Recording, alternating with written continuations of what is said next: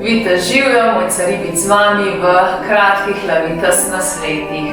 Danes bomo govorili o na zdravje vodi.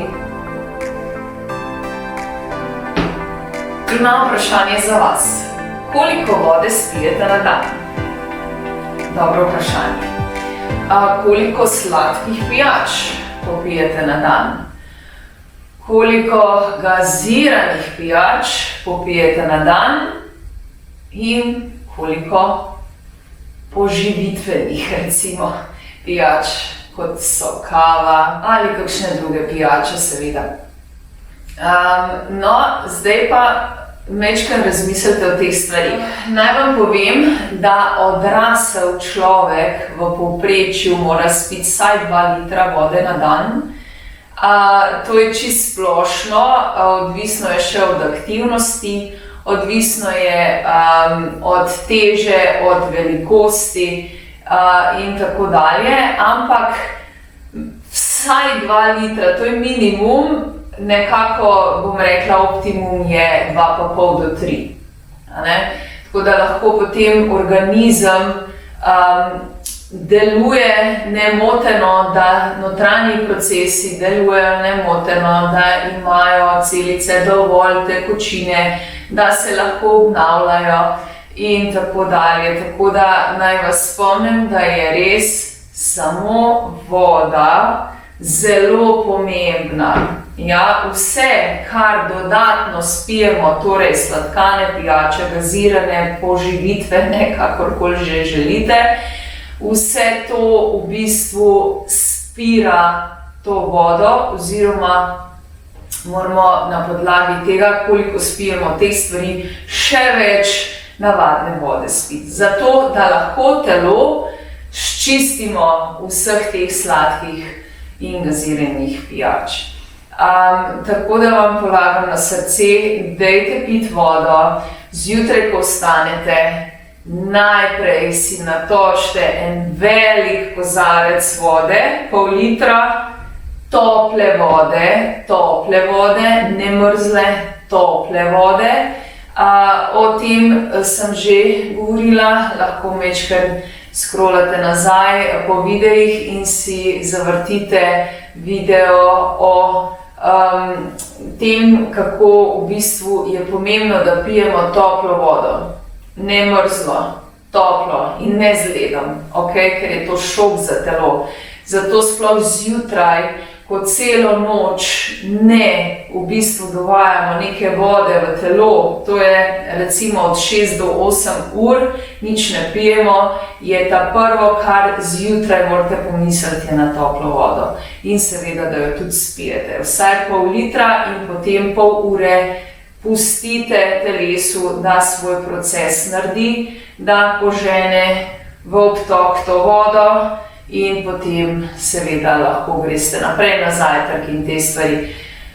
Zakaj je to pomemben, ta proces zjutraj? Zato, ker čez noč, bom rekla, zgubljamo ogromno tekočine, že s tem, ko nič ne pijemo in samo dihamo. Z dihanjem tudi vlago odvajamo iz našega telesa. Zato je zelo pomembno, da zjutraj spijemo pol litra vode. Za recimo bazičnost telesa si lahko tudi naredite limonado, vendar mora biti topla in ne sladkana. Priporočam za prvi vnos tekočine zjutraj toplo vodo, potem lahko greste na limonado. Je pa vaša izbira, Predvsem bi rada še to poudarila, sploh tisti, ki se veliko potite tudi po noči, dajte še v bistvu bolj vzeti si na znanje, da spijete, ko vstanete, kozarec vode, velik kozarec vode.